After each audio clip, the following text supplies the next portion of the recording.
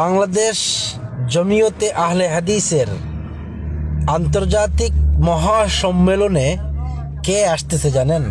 এই যে দেখতেছেন, যাকে আব্দুর রহমান সুদাইস হাফিজাহুল্লাহ আল খাল্লা পরিয়ে দিচ্ছেন, পুরস্কৃত করছেন, এই যে সাদা দাড়িওয়ালা ব্যক্তিটা, মাশাআল্লাহ, প্রফেসর সাজিদ মীর, পাকিস্তান জমিয়তে আহলে হাদিসের আমির, উনি আসতেছে আগামী 7 ফেব্রুয়ারি।